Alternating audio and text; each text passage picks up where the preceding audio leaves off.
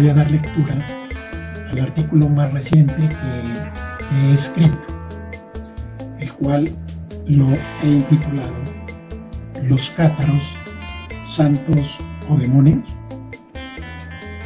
Según Jacques Le Goff, en su libro La Baja Edad Media, el catarismo es la doctrina de los cátaros o albigenses, un movimiento religioso cristiano de carácter gnóstico que se propagó por la Europa occidental a mediados del siglo XI y logró arraigar hasta el siglo XII entre los habitantes del mediodía francés, especialmente en Languedoc, donde contaban con la protección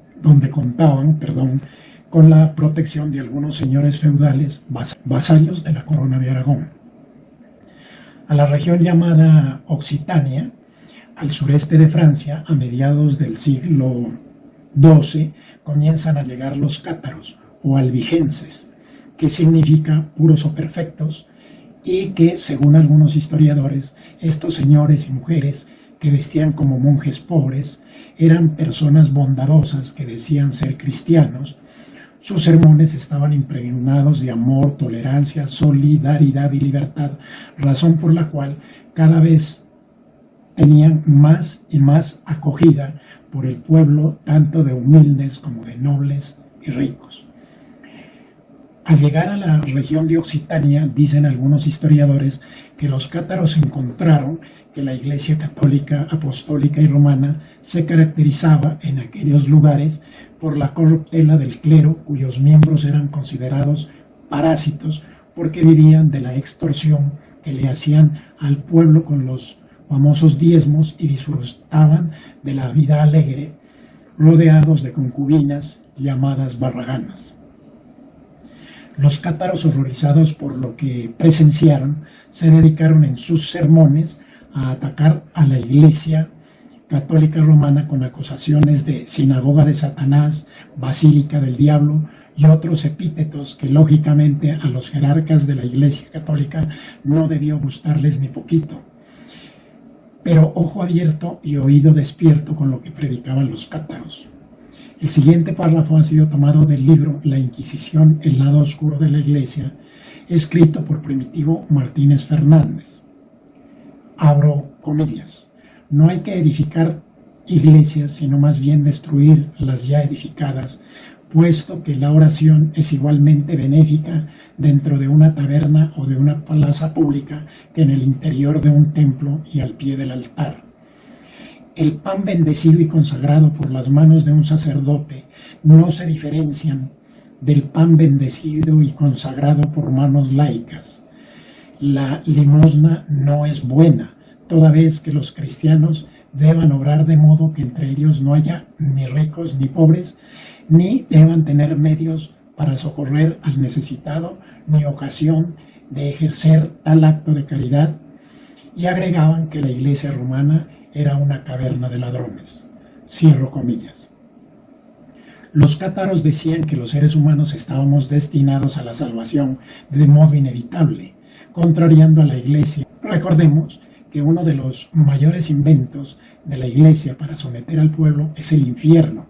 Para los cátaros, el infierno es estar relacionados con la materia y por lo tanto el infierno estaba aquí en la tierra.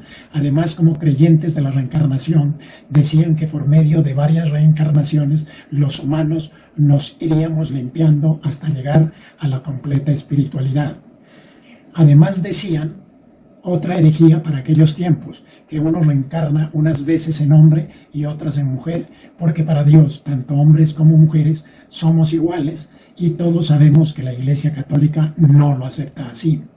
Y de ahí que a las mujeres no se les haya permitido ordenarse como sacerdotes, ni mucho menos ser obispos o altos jerarcas de la Iglesia. Los cátaros criticaban la vagabundería y la opulencia en que vivían los obispos y el Papa.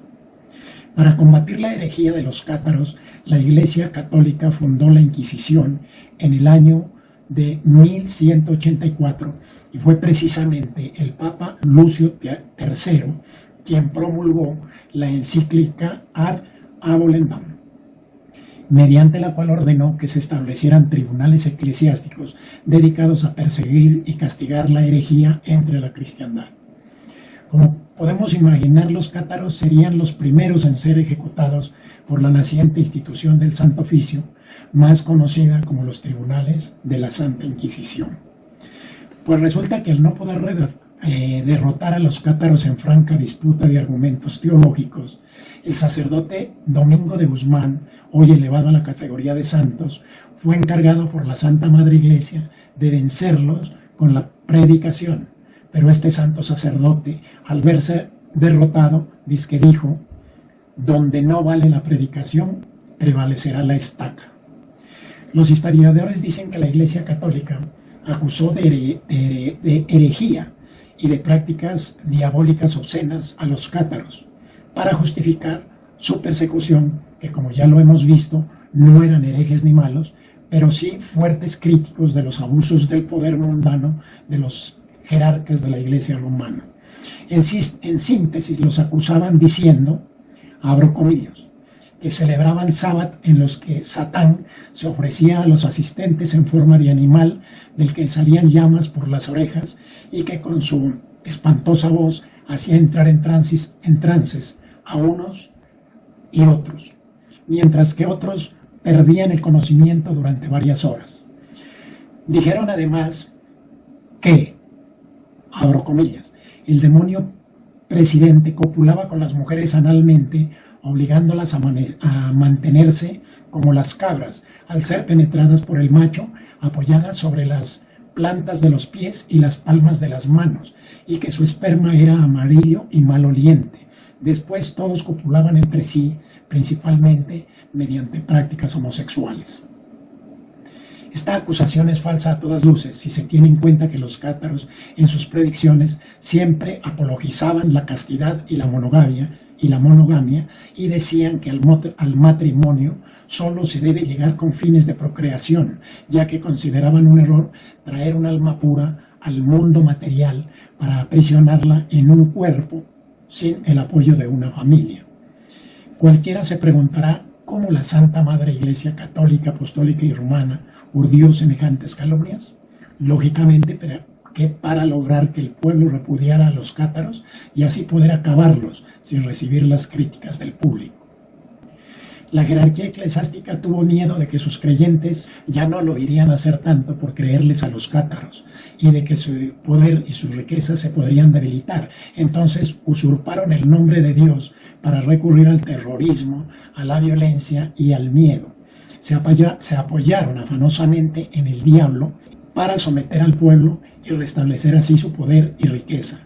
El temor de la Iglesia a que la gente se instruyera llegó a tal punto que la gente, al no estar preparada para comprender la Biblia, podría malinterpretarla y la gente solo podía conocer aquellas partes que eran enseñadas por los curas. El Papa Inocencio IV, ya en operación de la Santa Inquisición, mediante la bula Ad Stirpanda, en mayo de 1252, autorizó el uso de la tortura, que Alejandro IV en 1259 y Clemente IV en 1265 lo confirmarían. Al principio los inquisidores utilizaban el fuete de flagelación, luego le fueron agregando más y más instrumentos y métodos para que el dolor causado al acusado fuera más terrible, inculpándose a sí mismo. Así, en sus adentros, su conciencia le pudiera estar gritando: soy inocente. Así que con la venia del Papa, los santos inquisidores debieron usar estos métodos e instrumentos en contra de los cátaros y, lógicamente, que en contra de todo aquel que fuera encontrado culpable de herejía. ¿Qué otras formas de tortura se aplicaban en la Inquisición? Muchas, tales como el potro, la garrocha, el arrancacuellos, las pinzas y las tenazas ardientes, las máscaras, las jaulas colgantes, el potro en escaleras, el collar penal, el cinturón de San Erasmo, la cigüeña, la flauta del alborotador, el aplastapulgares, el péndulo, la picota en tonel, el aplastacabezas, la rueda para despedazar, el collar de púas, el barbero de hierro, el cinturón de castidad, el desgarrador de senos, el garrote, el toro de Falaris, cosquilleador, garras de gato, la cuna de Judas, la doncella de hierro, la horquilla del hereje, el estrapardo, la cruz, el taburete de sumersión y muchos otros más. Parece imposible que tantos aparatos de tortura hayan usado los inquisidores. Y para sorprenderse más, la tortura se usaba no solo para castigar a condenados o encontrados como herejes, sino para que confesaran los sospechosos. Pero miremos a grosso modo en qué consistían algunos de estos aparatos. Y os imaginarás el dolor que podía causarle a la pobre víctima. Las pinzas, las tenazas y las cizallas se utilizaban preferentemente ardiendo para las narices, los dedos de las manos y los pies y los pezones. Las pinzas alargadas servían para desgarrar el pene y hasta amputarlo. Las máscaras mutilaban permanentemente la lengua con púas afiladas y hojas cortantes. A quienes se le imponía la máscara era exhibido en la plaza pública para que la multitud lo golpeara, le vaciara orines y hasta excrementos humanos en la cara. A muchos les causaron heridas en los senos y en las partes íntimas como la vagina y el ano. Las jaulas colgantes, como su nombre lo indica, eran jaulas como aquellas que hemos visto en los circos para tener resguardados a los leones. En esta jaula, que colgaba de algún balcón o de algún lugar alto o de los puentes, se encerraba a las víctimas desnudas o semidesnudas y allí permanecían hasta morir de hambre, de sed o simplemente de frío o calor. Claro que quien iba a la jaula ya había pasado por alguna otra tortura previa. Dicen historiadores de estas macabras acciones eclesiásticas que un condenado a la jaula colgante se moría y allí se dejaba hasta que por pudrición sus huesos se desprendían. Como nos podemos imaginar, allí se lo comían los buitres u otros carroñeros. En algunas ciudades un poco más civilizadas, dizque rodeaban la jaula con correas para evitar la caída de los huesos. El potro, que es otro instrumento de tortura, consistía en una tabla bien reforzada sobre la que se ataba con cuerdas al acusado y se le amarraban las muñecas y los tobillos. Las cuerdas de las muñecas iban fijas a la tabla y las de las piernas se iban enrollando en un rodillo giratorio. Este rodillo estaba programado para hacer 3 giros y en cada uno producía un alargamiento o estiramiento de los miembros del castigado, lo que a este le producía terribles dolores. Si no confesaba, entonces se le aplicaba un segundo giro de rodillo y en muchas ocasiones hasta un tercero, que dicen los cronistas de la época alargaban al penitente hasta en 30 centímetros, produciéndole la dislocación de los miembros, la columna vertebral y los muslos. Además de la ruptura de venas, tórax y abdomen, o sea que quien caía en el potro quedaba paralizado e iba desmembrándose poco a poco. Las funciones vitales iban cesando con el paso de las horas y, si por suerte sobrevivía, quedaba inválido de por vida. ¿Quiénes eran los verdugos capaces de aplicar castigos así sin compadecerse? Los verdugos eran sacerdotes, por lo regular cubiertos desde la cabeza hasta los pies en su sotana, y llevaban cubierta su cabeza con una gran capucha que les daba una imagen grotesca y tenebrosa. Posiblemente sí se compadecían, pero podía más su fe, que había que defender como fuera. Ellos creían ciegamente en que era la iglesia de Dios. Miremos ahora otro aparato de tortura, el collar penal, consistente en llevar un anillo al cuello, unido a la cadera, en cuyo extremo pendía un peso. Podía ser una piedra o un bloque de metal. Este peso lo tenía que llevar el condenado durante mucho tiempo en sus manos e incluso de por vida. Al cansarse, el condenado colocaba o depositaba el peso, podría ser la piedra o el metal, en el piso o en algo. Pero no podía quedarse allí toda la vida, tenía que moverse y por lo tanto llevarse la piedra. Muchas veces la anilla de este artefacto no iba al cuello, sino en cualquier otra parte del cuerpo, como por ejemplo en los tobillos, en la cadera como cinturón o en la muñeca como manilla. La víctima debió sufrir, aparte del esfuerzo, la abrasión del cuello o de aquella parte del cuerpo donde iba abrazada la anilla esa, con la consiguiente infección. Afortunadamente estos daños sufridos no solían ser mortales, por lo menos no en los primeros días. El cinturón de San Erasmo, que es otro artefacto, consistía en una especie de cinturón o correa con puyas en su interior que al ser colocada alrededor de la cintura de la víctima hería la carne. Y no solo eso, con la sola respiración de quien lo portara se hundían más las puyas en la carne, produciendo a la víctima, aparte del intenso dolor, infección, hasta el punto de llegar a producirle gangrena. Dicen algunos historiadores, no sé si con verdad o fantasía, que había verdugos que le agregaban al cinturón gusanos carnívoros que se introducían en el cuerpo y que muchas veces le llegaban a pudrir el abdomen.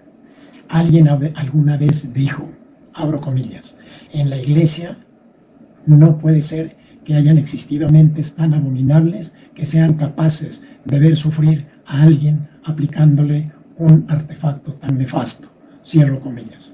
Yo quisiera que eso fuera verdad, pero desafortunadamente no es así.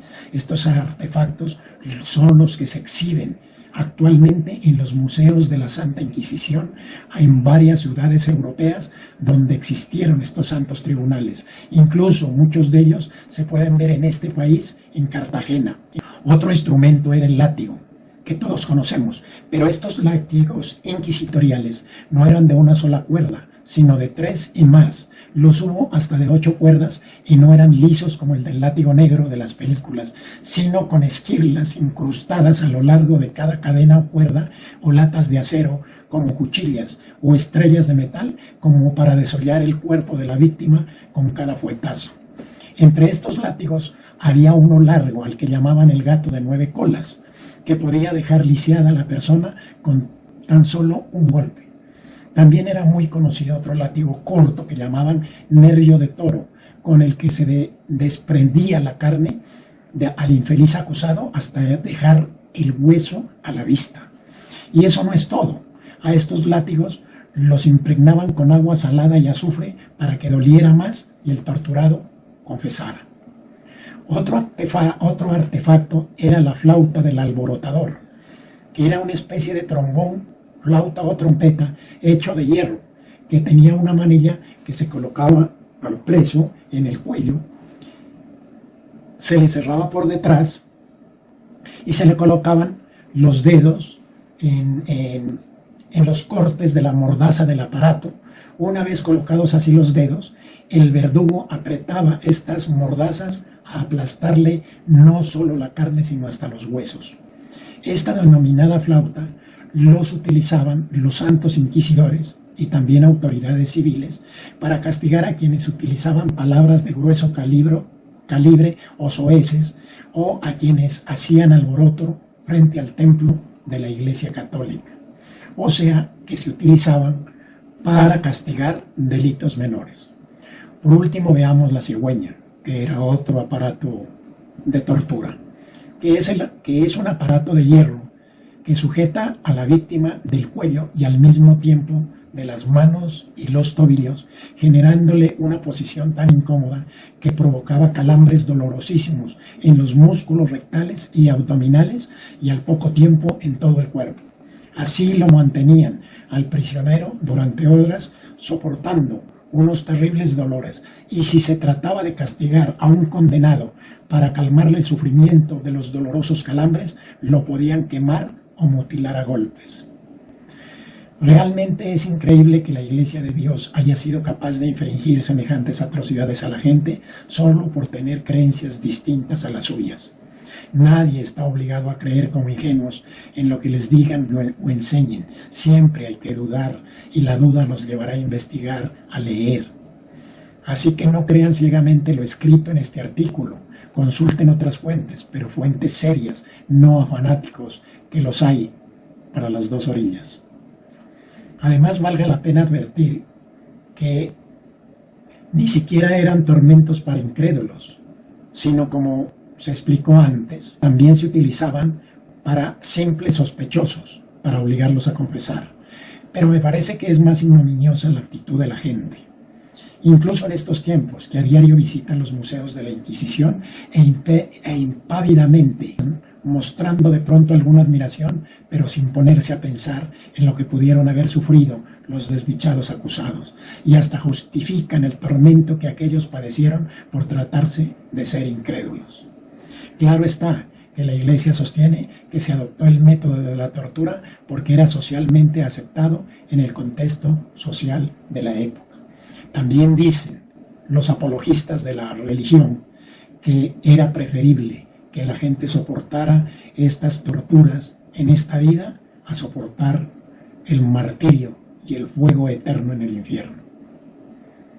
O sea, esto quiere decir que si usted moría siendo torturado por la Santa Inquisición, ya no iba al infierno. Y eso, dicen, soportar el castigo en esta vida a cambio de no ir al infierno es preferible. O sea que la tortura no fue un invento de la Iglesia.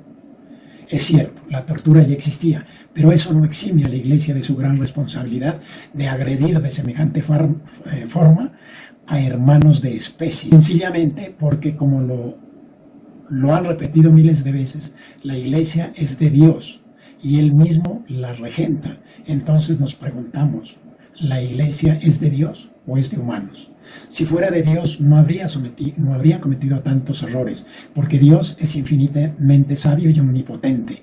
Ahora, si la Iglesia cometió errores por aquello de las costumbres de la época, eso indica que no es divina. Y aunque ya la Iglesia se disculpó o se ha disculpado varias veces por estos crímenes del pasado, parece que no es suficiente, porque todo el dolor y el sufrimiento que ocasionaron no podrían remediarse con disculpas y arrepentimientos tardíos. Debería de haber una manera de compensar toda esa época de terror y sangre. Pero vemos con impotencia que un sistema que permitió y realizó tales crímenes, en lugar de haber desaparecido, ha aumentado su vigencia y su poder. La Inquisición tendría derecho a privar de la libertad, torturar o matar a seres humanos en nombre de Dios. Y eso no es todo. Además, si el presunto hereje era jefe de la familia, no solamente él pagaba por el delito nunca cometido, sino que al confiscarle sus pertenencias dejaban a la familia en la pobreza económica más inmunda, acarreando la desintegración de dicha familia. A esto agreguémosle que la herejía era repudiada por la mayoría de la gente, por no decir por toda la gente. Entonces el pobre detenido cargaba con el estigma de ser enemigo de todo el mundo y por esto tenía que soportar la soledad total, ya que era incomunicado, sin saber nada de su familia ni del desarrollo de su proceso. Y yo creo que eso debió ser la peor tortura sufrida por el condenado y su familia. Era peor que la desaparición en los tiempos actuales. La cárcel de la Santa Inquisición se ha considerado siempre una de las mayores desgracias que podría sufrir un ser humano, al tener en cuenta como valor añadido la imborrable mancha que le producía al preso, a su familia y hasta a sus descendientes. Cuenta un cronista de la época que los inquisidores castigaban a los descendientes del sospechoso con directrices como la que se lee a continuación. Abro comillas. Quedan inhabilitados los hijos de los herejes para la posesión y adquisición de todo género de oficio y beneficio, cosa justísima porque conservan la mácula de la infamia de sus padres y estos son retraídos del delito por el cariño paternal. Como claramente se deduce, la Iglesia no solo se cree dueña y custodio de la fe, sino de la misma vida humana en todas sus facetas. Dice el cronista, abro comillas, muchos presos, no pudiendo soportar las penalidades de la cárcel, fallecían en ellas, pero esto no los libraba de que fueran juzgados, condenados y sus restos quemados en la hoguera si eran declarados herejes. Todo ello sucedió por todas partes durante varios siglos. Lo más sorprendente es que el pueblo aprobaba con júbilo la Inquisición sin pensar en el padecimiento de los infelices reos y sus familiares. Al respecto, cae como anillo al dedo el siguiente relato encontrado en internet. Leamos esta nota. El sórdido espectáculo de la hoguera de la Inquisición está por comenzar. La plaza del pueblo está abarrotada de gentes que han venido de todas partes a presenciar con hipocresía el rechazo por el hereje. Y la crónica continúa con el siguiente capítulo de la más vil humillación a que se pudiera someter a un ser humano inocente, porque la herejía no existe, sino solo en la mente de los inquisidores. Finalmente se ata al condenado encima de una pira de leña a la que se le prende fuego. La plaza queda envuelta en gritos y en otra luz dentro de la luz metálica del día. Las lenguas de fuego envuelven la carne. La lengua de los predicadores envuelve a la multitud, ejemplo y plegaria asociados. Ante los ojos de los condenados se agitan brazos y cruces, invitaciones a confesar y a arrepentirse. El fuego llega a los pies desnudos, rodea la ropa, sube por la cintura, envuelve el cuerpo.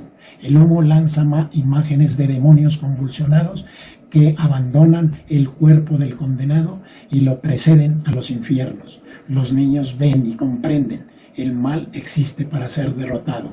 El bien debe ser imitado. Mañana estos niños jugarán a ser inquisidores del compañero de piel más oscura. ¿Y por qué la iglesia sigue ahí? Vuelvo y repito, no por el infinito poder de Dios, sino por la infinita imbecilidad nuestra.